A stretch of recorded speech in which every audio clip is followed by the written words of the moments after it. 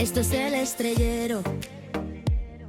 Aquí hablamos de viajes, de pueblos con encanto, de playas y valles. El Estrellero es un blog y también es un podcast. Es un punto de encuentro. Cierra los ojos, disfrútalo. Recorremos el mundo y lo contamos, oh sí, con pasión y buen son. Léenos, óyenos. Viajar es vivir. Nos vamos a un sitio extraño y lo sé. Una amiga que ha viajado mucho por Asia, que ha vivido por temporadas allí, no ha pasado nunca por la capital de Indonesia. He pensado en esta propuesta para este capítulo de El Estrellero por uno de esos datos que llaman la atención a los periodistas. Yakarta es ahora la ciudad más poblada del mundo, según datos oficiales de la ONU. En el área metropolitana tiene 42 millones de habitantes. 42 millones. Poco menos que España, que, como sabéis, se acerca a los 50. Dhaka, en Bangladesh, tiene 37, es la segunda ciudad, y Tokio 33, la tercera más poblada del mundo. Nos vamos a conocer un poco más una megalópolis, una ciudad solo de paso, al menos esa es la idea que teníamos, llena de problemas, de contaminación, con un tráfico tan apabullante o brutal como podemos imaginar. Hay inundaciones frecuentes porque una parte de su territorio está por debajo del nivel del mar, y dicen que se hunde 7,5 centímetros al año por las extracciones excesivas de agua subterránea. Se ha vuelto incontrolable, tanto que en 2019 las autoridades anunciaron un plan para trasladar la capital a Nusantara.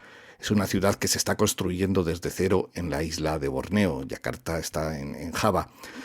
Este es el panorama. ¿Merece la pena ir?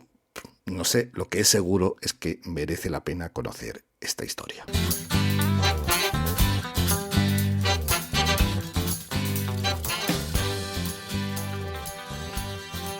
En este capítulo del Estrellero vamos a hablar de Yakarta, está claro, y lo vamos a hacer con personas que la conocen muy bien. Las iremos presentando poco a poco. Pero vamos a empezar con Gabriel Luengas, es un español que ha pasado un mes allí desarrollando un proyecto audiovisual para una ONG que presta ayuda, cuidados paliativos a los niños en las calles de Yakarta. Gabriel dice que un mes le da para considerarse turista, pero no experto. Yo, en cambio, creo que esa perspectiva de las calles y de la dureza de su trabajo nos aportará una visión muy singular, muy especial de Yakarta. Así nos lo cuenta. Lo primero que llama la atención, como en muchas megaciudades del mundo, es el contraste. Es una ciudad súper caótica, donde puedes encontrar barrios de chabolas a los pies de rascacielos. Los canales de agua, que hay muchísimos, son auténticos basureros, que además lo inundan todo durante el monzón. O sea, si la gente ya vive en condiciones precarias, pues imagínate si se les inunda su casa una vez al año. Y en general la ciudad es un completo sálvese quien pueda. No percibes que haya un urbanismo pensado en sus habitantes, sino más bien en la ley del más fuerte. Si mañana te viene una gran corporación que quiere hacer un gran centro comercial o construir un rascacielos, pues arrasa todo lo que ve allí y eso provoca todavía más tensiones sociales y movimientos pues de poblacionales dentro de la propia ciudad, porque también allí los derechos de propiedad privada y de propiedad de las casas, como muchos poblamientos son semi-ilegales, pues están cogidos con pinzas. Por otro lado, es una ciudad que tampoco está en absoluto pensada para el peatón. Tienes que ir en taxi o en mototaxi a todas partes, que al menos eso es barato. Y luego, por otro lado, me llama la atención que tampoco han sabido cuidar del patrimonio que quedaba de la época colonial, de castillos, edificios que construyeron los holandeses, pues solo quedan unos pocos y tampoco están muy bien cuidados. Pues no es como si vas a una ciudad latinoamericana que pues los cascos históricos y la huella colonial española se hace mucho más notoria. Aquí, pues no, en absoluto. Como dato positivo puedo decir que están haciendo un gran esfuerzo por mejorar el transporte público con líneas de autobús, tren, metro. Y bueno, esto es necesario totalmente porque la ciudad es una de las ciudades con peor tráfico de todo el mundo y con los peores atascos. Y encima no son atascos de coches, sino de motos. A nivel turístico no es una ciudad especialmente interesante. Es una ciudad de paso para hacer escalas e ir a otros sitios de Indonesia, pues como Bali, a los que suelen ir la mayoría de los turistas. Entonces van a otros sitios con más atractivo a nivel de naturaleza, de cultura, etcétera, pero es una ciudad de paso o de la gente local o de otros países cercanos que van a trabajar. Una cosa que me llamó la atención es la vida nocturna y la cantidad de shows de música en directo, sobre todo de rock and roll y tal, que hay muchísimos bares. Es algo muy, muy, muy extendido y eso me pareció muy chulo y muy guapo. Creo que les gusta mucho tocar instrumentos. De hecho, había grandes almacenes, como grandes centros comerciales enormes dedicados solo a la venta de dispositivos relacionados con la producción de música, pues altavoces, amplificadores, guitarras, etcétera. No sé, eso me pareció una cosa curiosa y muy chula de los indonesios. La gente allí es espectacular y es súper simpática, súper amable y me costó mucho encontrar a un indonesio enfadado. ¿Sabes dónde está Yakarta? ¿Qué? Te va a encantar cuando vayas. Estos segundos que hemos escuchado forman parte del tráiler de Yakarta. Quizá los hayas reconocido. Es una serie española de éxito en la que un entrenador de bádminton, Javier Cámara, sueña con ir alguna vez en su vida a Indonesia, donde el bádminton es el deporte nacional. Antonio Rodríguez dice que en realidad en Yakarta hay que jugar al pádel y que si no juegas al pádel no eres nadie. Antonio es el dueño de Plan B, quizá el restaurante español más popular de la ciudad. Desde allí nos escucha. Antonio, cuéntanos por qué fuiste a Yakarta, cuánto tiempo llevas por allí y por qué elegiste precisamente Yakarta. Bueno, llevo en Yakarta 26 años en Indonesia. Vine por trabajo. Hace 14 años decidí diversificar y montar un restaurante español para tener un poquito lo que era la gastronomía española al alcance de la gente que lo pedía, de amigos, de conocidos y para mí mismo también. ¿Cómo fueron los inicios? ¿Por qué elegiste Plan B? ¿Fue tu primer restaurante? Sí, sí, bueno, el plan B se montó pues, un poco plan B porque realmente era un plan B. Yo sigo dedicándome a mi trabajo habitual, ¿vale? Como consultor decidí con otros amigos el abrir un restaurante. Con el paso del tiempo, le pusimos plan B porque era la segunda opción de nuestro trabajo, era nuestro hobby. Bueno, con el tiempo me quedé yo como socio solamente y bueno, son ya 14 años los que está el restaurante abierto y es el restaurante español más antiguo que hay en Yakarta. Cuando hablas a tus amigos de España, ¿cómo les describes Yakarta? Bueno, vamos a ver, Yakarta realmente si no has estado aquí es difícil de explicar. Realmente, bueno, es caótica en las horas punta, por la mañana, en las horas punta de la tarde. No es que haya una infraestructura muy avanzada, entonces todo lleva un poco al tráfico que hay, que hay muchas ciudades también en Asia que son muy parecidas en tráfico y en problemas de circulación. Pero bueno, realmente Yakarta no es un sitio para venir de vacaciones. Hay poco que ver. La capital, donde están las mayores empresas instaladas y demás. Casi todo el mundo pues, de aquí se va por Bali y fuera de Bali tampoco es que haya muchos sitios porque no están las infraestructuras hechas para turistas. Pero bueno, Yakarta para mí es una ciudad fácil de vivir si te organizas acorde con los horarios de evitar las horas punta de tráfico. Es la ciudad más segura en las que yo he visitado. La gente es amable, es fácil de vivir. En Yakarta ya viven 42 millones de personas. ¿Cómo son los indonesios? ¿Cómo es la vida en la calle? Ten en cuenta que Yakarta está en la isla de Java y la isla de Java puede ser, como te diría yo, Valencia y Castilla-La Mancha mucho más pequeño y tiene la mitad de la población de Indonesia, 150 millones de habitantes. O sea, esto está súper poblado. Por cualquier parte que salgas ves casas y gente andando y viviendo, pero como tenemos un clima que es tropical, no necesitan una casita con cualquier cosa, se apañan para dormir y demás. O sea, y no es una gente que sea muy ambiciosa. Ellos con tener para comer y vivir no piensan en el futuro. Ten por cuenta que aquí cobran el sueldo y a los 15 días de haber cobrado el sueldo ya están sin dinero. O sea, se lo gastan. Administrarse eso es algo imposible de inculcarles a ellos. No está en su genética. De Yakarta se habla mucho últimamente de cómo se está hundiendo. Se dice que de una media de 7,5 centímetros al año. ¿Esa percepción de amenaza se tiene en la ciudad o no se habla de eso? Para nada, en absoluto. Holanda también está con diques y demás y no pasa nada. Entonces, bueno, sí, la verdad es que se han hecho algunas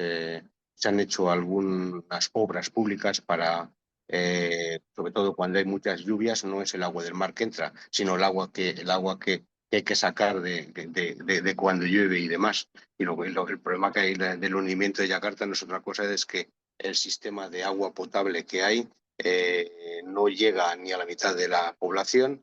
Entonces, se está perforando en el suelo para sacar agua y lo que se está creando es un vacío y eso es lo que la Tierra está cediendo, bajando. Y gastronómicamente, ¿cómo es la gastronomía de Yakarta? ¿Cómo la definirías? Bueno, vamos a ver, en Asia el arroz es la base principal de la comida, como para nosotros, por ejemplo, puede ser el pan. Ellos comen arroz con lo que tengan. Lo que es sal, no cocinan con sal, ellos cocinan mucho con picante. A nivel de gastronómico, tenemos en cuenta de que tampoco hay la gente aquí, el 70% de la gente no cocina en casa, comen en la calle porque hay muchos restaurantes por la calle que los montan por la noche o que son carritos móviles que van cocinando por ahí y demás.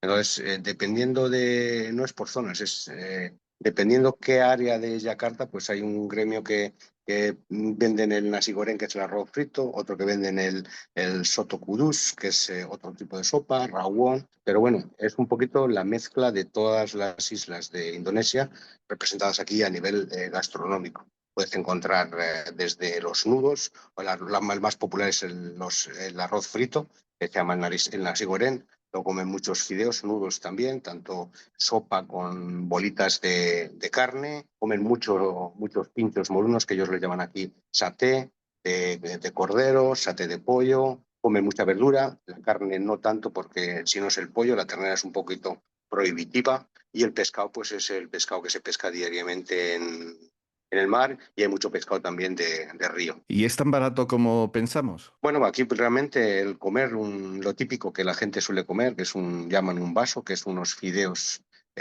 con sopa, con verdura y un poquito de pollo y demás, pues te puede costar en la calle, te puede costar, para que hagas una idea, menos de 1 euro. Vamos, si tú vas a lo que es un restaurante indonesio, ¿vale? Un restaurante indonesio en el que normalmente no se vende alcohol, se vende el té, o caliente o té frío, o un arroz o un poquito de pollo, pescados marinados. Puedes estar aproximadamente unas 180.000 rupias, que son de entre 10 y 15 euros.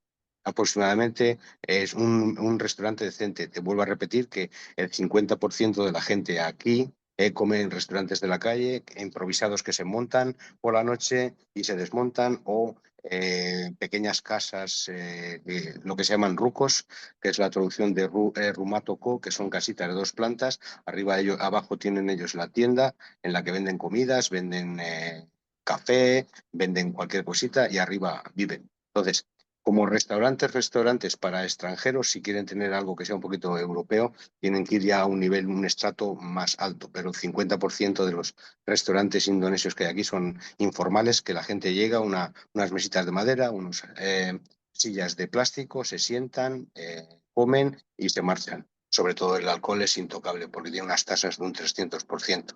Aquí, para que te hagas una idea, por ejemplo, una copita de vino te puede costar perfectamente 9-10 euros. Y en plan B, ¿qué servís? ¿Cuál es comida puramente española y vuestros clientes son sobre todo turistas o son indonesios No, para un día vamos a especial? ver. Nosotros tenemos también un poquito lo que es la representación de todas las provincias españolas. Nos enfocamos mucho en platos también con cerdo, lo que nos quita un mercado de indonesios, al ser musulmanes, bastante grande. Nosotros estamos enfocados sobre todo, lo que tenemos son muchos japoneses, empresas japonesas. Japoneses hay aquí unos 20.000 japoneses en Indonesia, en Yakarta, en empresas de automoción, de construcción, de químicas. Pues digamos que el 60% de nuestro mercado son clientes japoneses, un 30% son clientes coreanos y el resto pues son extranjeros e indonesios. O sea, nosotros nuestros clientes son casi todos bien coreanos, japoneses y un poquito de chinos, porque los chinos sí que comen cerdo. Servimos alcohol, tenemos cerdo. Una última pregunta. Hablamos un lunes, nos decías que este pasado fin de semana había sido puente. Cuando sales de Yakarta, ¿qué lugares turísticos están cerca y que nos puedas recomendar? Aquí hay dos extractos. O sea, muchos que se van a Bali porque al final lo tienes a 1 hora 45 de minutos, 1 hora 45 minutos de vuelo. Los vuelos son económicos porque un vuelo de ida y vuelta te puede costar menos de $100. Tienes estratos que puedes ir en plan mochilero, conseguir una habitación para dormir y demás por el equivalente de $12, comer en la calle o sea, que con 30, $20 o 30 pasas el día perfectamente, comes cenas y te puedes dormir. Hay otras personas que se suelen ir, tienen segunda residencia cerca de aquí de Yakarta, que es Bandung y Puncha. Yakarta es un plano, y esto ya es la montaña donde hay plantaciones de té, el clima es más fresquito, no hay tanta contaminación como en Yakarta. Y también se suele ir a islas cercanas aquí, como son Bandung. O sea, la gente cuando llega a un puente, lo que es la clase media alta, casi la mayoría salen de Yakarta para romper un poquito la rutina diaria, porque realmente en Yakarta es una ciudad en la que no es peatonal, o sea, es peatonal el centro, el resto no es peatonal, la gente se mueve toda en coche, con chofer, y los sitios donde se suelen quedar para verse o para pasar el día son centros comerciales en los que tienes restaurantes, tienes cine, o sea, tienes todos los servicios. Ese es el hobby nacional de ir a pasar el día a un centro comercial.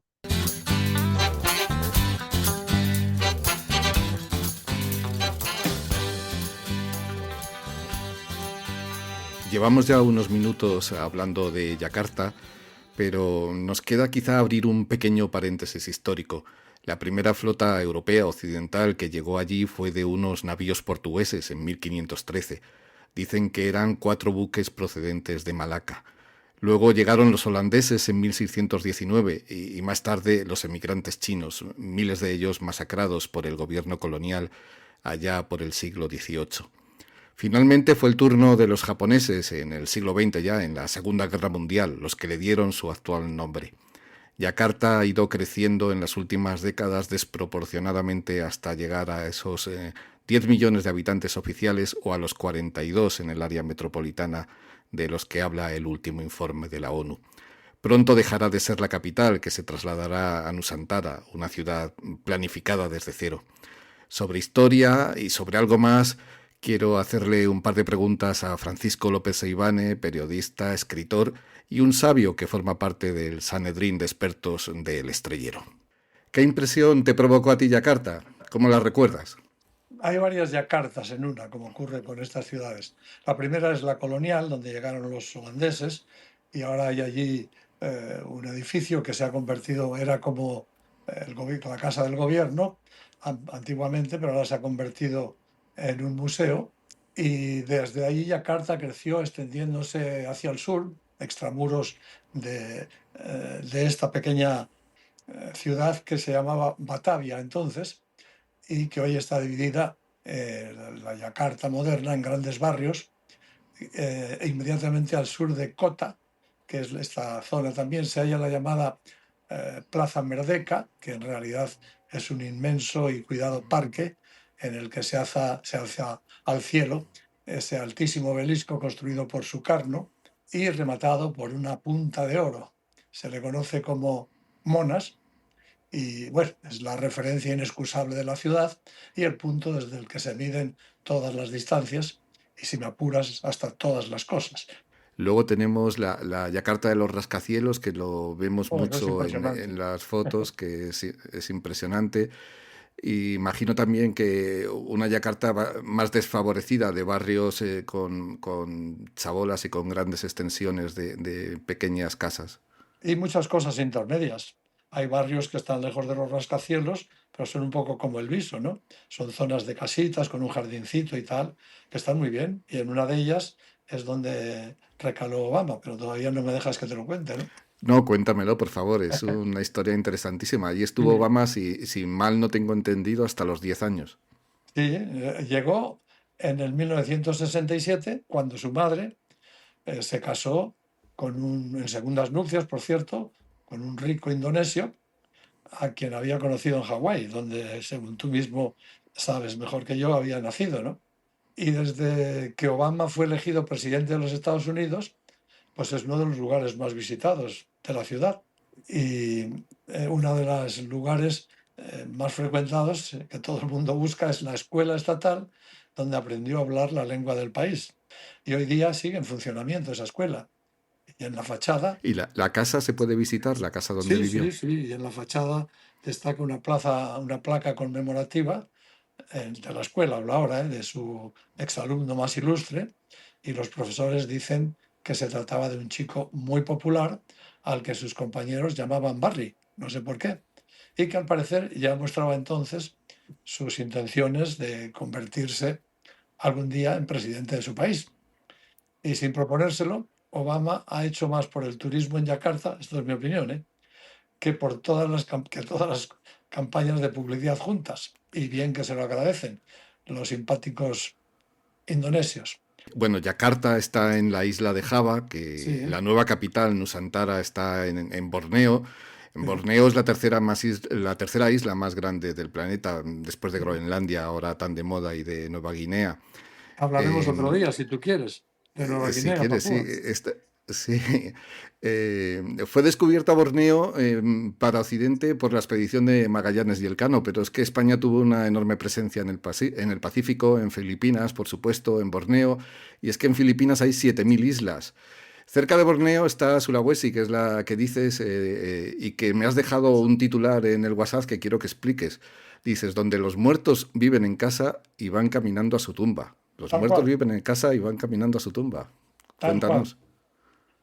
Bueno, pues nada, yo llegué ahí nada menos que en compañía de Pepe Navarro, al que llevaba arrastrado. Y bueno, si tuviera tiempo, estaríamos hora y media, pero te lo haré en breve. Viven en su casa.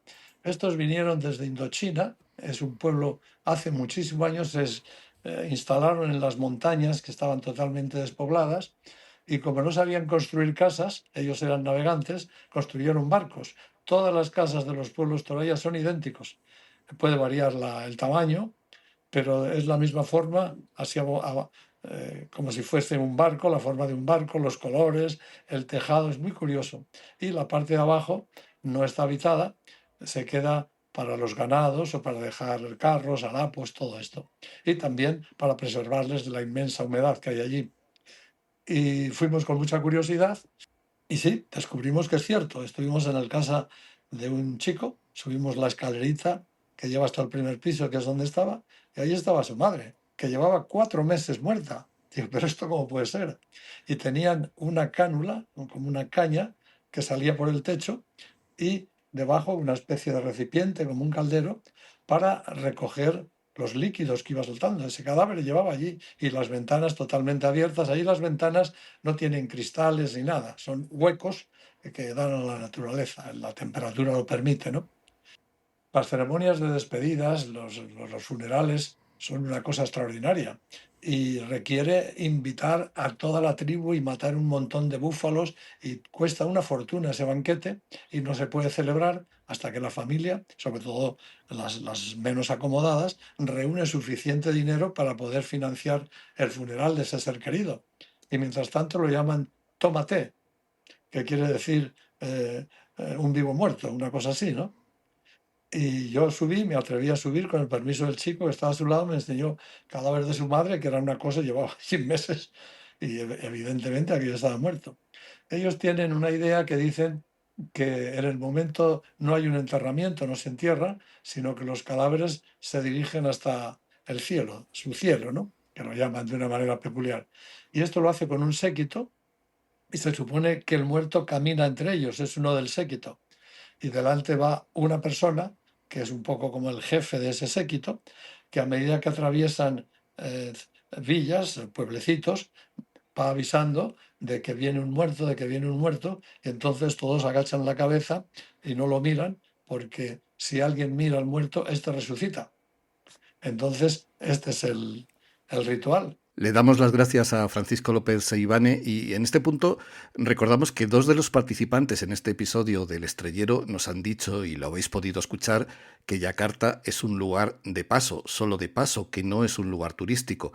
¿Para ir a dónde? Le hemos pedido consejo a Elena Ortega, periodista de viajes y gran conocedora de Asia, y esto es lo que nos ha dicho.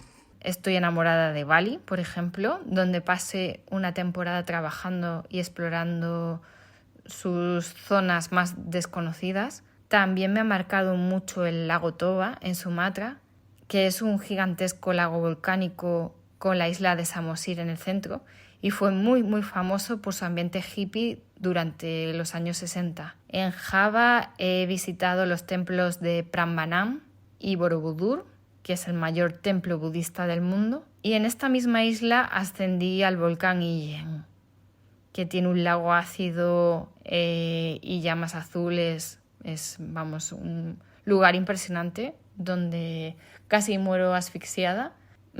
Pero bueno, esa es otra anécdota para otra ocasión. Además he conocido Sumba, la isla de Sumba, que es muy muy salvaje y llena de tradiciones, y la isla de Flores. Esta es la puerta de entrada al Parque Nacional de Komodo, el hogar de los impresionantes dragones. Esta ha sido nuestra aproximación a esa ciudad desproporcionada y apabullante, caótica sin duda, interesante, aunque no especialmente turística. Una historia para saber algo más de Indonesia, más allá de Bali y de sus playas tan conocidas. Espero que os haya gustado. De playas y valles, El Estrellero es un blog y también es un podcast. Es un punto de encuentro, cierra los ojos, disfrútalo. Recorremos el mundo y lo contamos, oh sí, con pasión y buen son. Léenos,